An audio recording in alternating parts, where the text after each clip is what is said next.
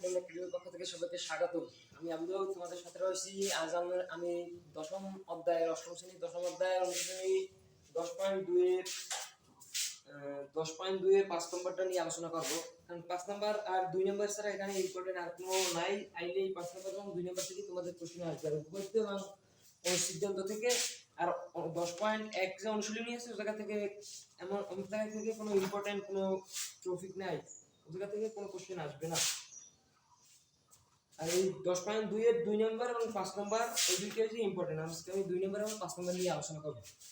5 নম্বরে বলছি কি, দেখাও যে বৃত্তের দুটি জ্যা এর মধ্য বৃহত্তর জ্যা ক্ষুদ্রতর জ্যার অপেক্ষা কেন্দ্রের নিকটবর্তী। মানে 5 নম্বরে বলছে ধরো বৃত্তে একটা বৃত্তে দুটি জ্যা, ধরো এই একটা এবি একটা জ্যা আর এই সিডি একটা জ্যা। এখন যেটা বড় মানে যেটা দৈর্ঘ্য বড় সেটাই যে কেন্দ্র থেকে নিকটবর্তী। দেখো এখানে কিন্তু আমরা বুঝা যায় যে বড় এটা কেন্দ্র থেকে দাঁড়ায় এবং যেটা ছোট সেটা কেন্দ্র থেকে দূরে। এই পূর্বের জ্যা থেকে মানে আগের যেটা বড় জ্যা ওইটা থেকে দূরে।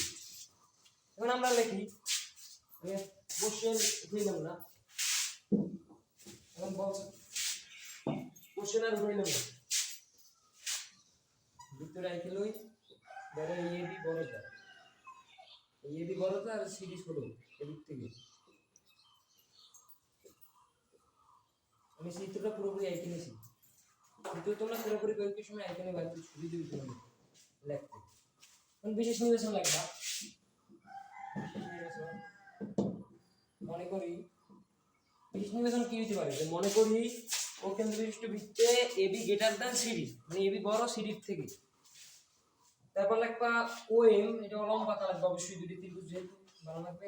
ওএম লম্ব এবি এবং ওএম লম্ব সিডি আছে এবং ওএম এবং ওএন যথাক্রমে এবি এবং সিডি এর দূরত্ব নির্দেশ করে।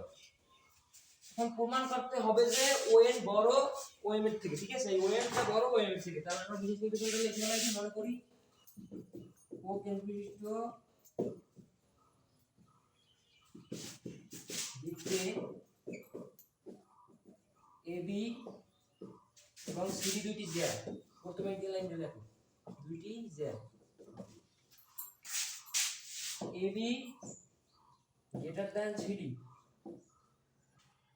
তারপর কিন্তু এখানে কিন্তু লিখবো না, এখনো কিন্তু লিখবো না, প্রমাণ করতে হবে যে কারণ ওই কাজটা সাজিয়ে পাবো অঙ্কনে তোমার ছোট হইবে এবং এটা লিখতে ভালো হইবে। কারণ ওএন এবং ওএম যদি তুমি আগে এই জায়গায় লিখে হলাই দাও, পরে অঙ্কনে যাই যদি লিখো তার কিন্তু আউল হয়ে যায়। সেজন্য আগে কিন্তু ওএন আর ওএম তুমি পাইলে তুমি এই দুটো যোগ করো অঙ্ক আঁকলে কিন্তু ওএন এবং ওএম তুমি পাও, তাছাড়া কিন্তু আগে পাও না। তাহলে কিন্তু প্রমাণে লিখতে পারতেছ না ওএন, প্রমাণ করি যে ওএন বড় ওএন বড় ওএম এর থেকে, এখন তো লিখতে পারতেছ না। সেজন্য এই জায়গায় আগে এই কাজটা করতে হবে। তারপর ওএম লম্ব এবি এবং ওএন লম্ব সিডি আছে, ঠিক আছে? এখন লিখবা ওএম এবং ওএন এবং ওএন যথাক্রমে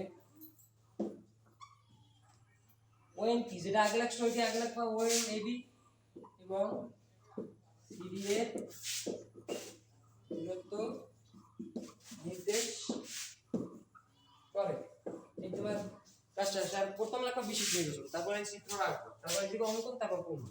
এটা কিন্তু ফুল মার্ক পাস, তাই সাইডে পাস সাইড পাওয়া যদি এই দাঁতগুলো অনুসরণ করো।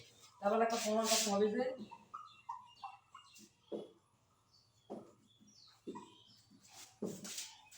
যে ওএন মানে কেন্দ্র থেকে নিকটবর্তী ওএম লেস দ্যান ওএন অথবা ওএন গ্রেটার দ্যান ওএন। একই কথা, শেষ, তোমার বিশেষ নির্বাচন শেষ। এখন তুমি লিখবো অঙ্কন। অঙ্কনে কি করছো, ওসি এবং ওএ যোগ করছো। এটা কিন্তু ওএন এবং ওএম তুমি যোগ করো না, এটা কিন্তু লম্ব আঁকছো, কিন্তু ওএ ওসি এবং ওএ কিন্তু যোগ করছো, তাই কিন্তু অঙ্কনে লিখতে হবে। অঙ্কন ওএ বা সেমিকোলন দেওয়া মাঝখানে, এই যে দুই পুরের মাঝখানে কমা এবং সেমিকোলন অথবা এবং বা ওতে পাবো ওসি যোগ করি। এখন প্রমাণ,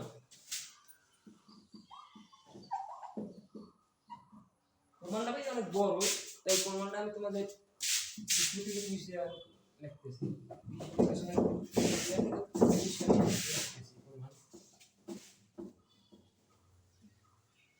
প্রমাণটা একটু বড়,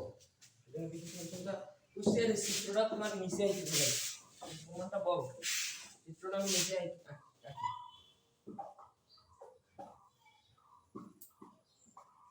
এবি আর সিডি এম এই ওএন ঠিক আছে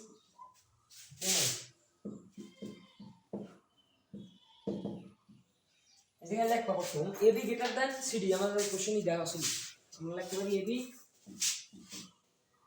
গ্রেটার দ্যান সিডি বা হাফ এবি গ্রেটার দ্যান কিন্তু হাফ সিডি উভয় পক্ষে হাফ দ্বারা গুণ করছি ঠিক আছে আমরা হাফ এবি থেকে আমরা লিখতে পারি কি এম এবং হাফ সিডি থেকে আমরা লিখতে পারি সিএম যেহেতু আমরা এই সিডি নিচ্ছি তাহলে আমরা সি নি লিখবো এই ডিএন লিখবো না যদি এই সিডি চিত্র আঁকতাম তাহলে আমরা ডিএন এবং বিও মানে ডিএন এবং বিএন লিখতাম তাহলে আমরা এই জায়গায় এটা লিখবো যে হাফ এবি থেকে লিখতে পারি এম গ্রেটার দ্যান জায়গায় লিখতে পারি সিএল এখন তোমরা ভাই এইটা পারো এইটা কিন্তু একটা সূত্র আছে সূত্র কি ধরো যদি এভাবে আমরা লিখতে পারি এই এম মাইনাস মানে A minus C D greater than 0 A D মানে এনে ভুল হইছে এনে হাফ সিএল এখন আমরা কিন্তু এই জায়গায় লিখতে পারি এ মাইনাস সিএল গ্রেটার দ্যান কিন্তু 0 ঠিক আছে তার আগে একটা লাইন বাকি আছে লাইনটা স্কয়ার করে ফেলাই দিই তারপর করব বা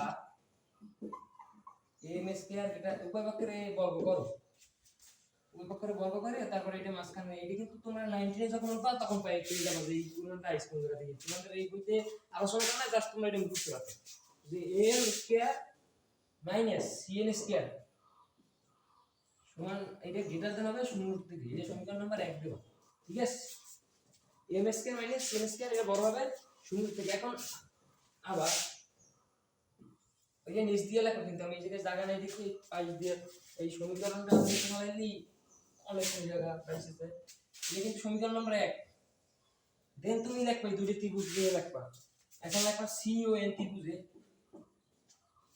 সিওএন ত্রিভুজ এ সিওএন ত্রিভুজের পিথাগোরাস উপপাদ্য থেকে পাই কি অতিভুজ স্কয়ার সমান ওই দুই বাহুর স্কয়ারের যোগফলের সমান অতিভুজের উপর বর্গ এবং অপর দুই বাহুর উপর বর্গের সমষ্টি সমান তাহলে আমরা লিখতে পারি ওসি স্কয়ার এখানে লিখতে পারি ওসি স্কয়ার সমান সমান ওএন স্কয়ার যোগ সিএন স্কয়ার সমীকরণ নাম্বার 2 এইটা যদি একটা সো এটা তুমি 2 দেবা এখন আবার এওএম ত্রিভুজে ত্রিভুজ এওএম ত্রিভুজে ওএ স্কয়ার সমান লেখা যায় কি এই দুটো বাহুতে স্কয়ার কিন্তু সমান এই ওএ স্কয়ার সমান মানে এই অতিভুজের বিপরীত দুই বাহু মানে অপর দুই বাহু বর্গের সমষ্টি সমান তাহলে এটা আমি লিখতে পারি কি ওএম স্কয়ার যোগ এম স্কয়ার এটা সমীকরণ নাম্বার 3 ঠিক আছে এখন ভাইয়া মেইন কথা আসো এখন আমরা কিন্তু এই ওসি এবং ওই কিন্তু সমান ঠিক আছে আমরা কিন্তু একই বৃত্তের ব্যাসার্ধ ওসি কিন্তু একই বৃত্তের ব্যাসার্ধ এবং ওই কিন্তু একই বৃত্তের ব্যাসার্ধ ওসি এবং ওই কিন্তু সমান আমরা লিখতে পারি এখন বৃত্তে এখন বৃত্তে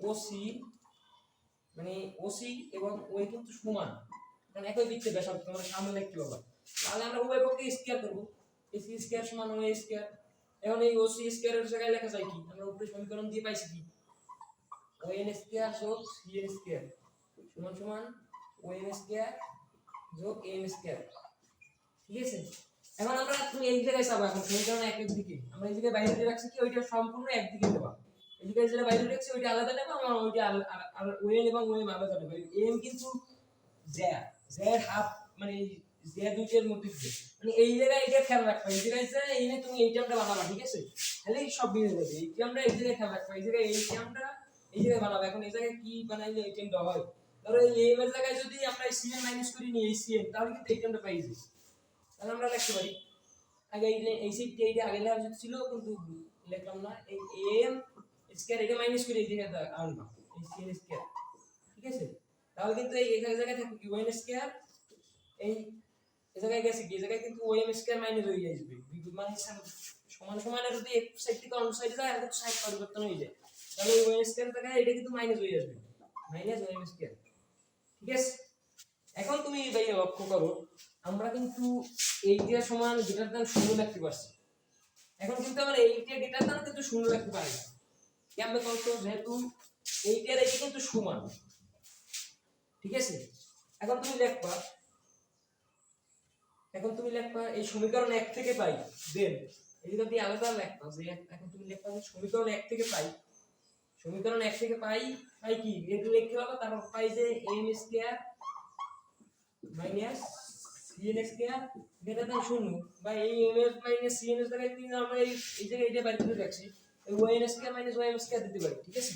কারণ আমরা কিন্তু এই বাইরে করে রাখছি কোন জায়গা থেকে আইছে প্রথমে দুইটা বৃত্ত নিয়ে অত কিছু স্কয়ার দিয়ে এই সিরিয়াল বাই তোমরা বাইর করবা, তারপর কিন্তু এই জায়গায় আমরা এইটা লিখতে পারি, কিন্তু এই কিন্তু মানে সমীকরণ 1 থেকে পাই যেখানে এই কি পাবা, তাহলে এই জায়গায় আবার লিখতে পারবা yn square minus ym square greater than 0।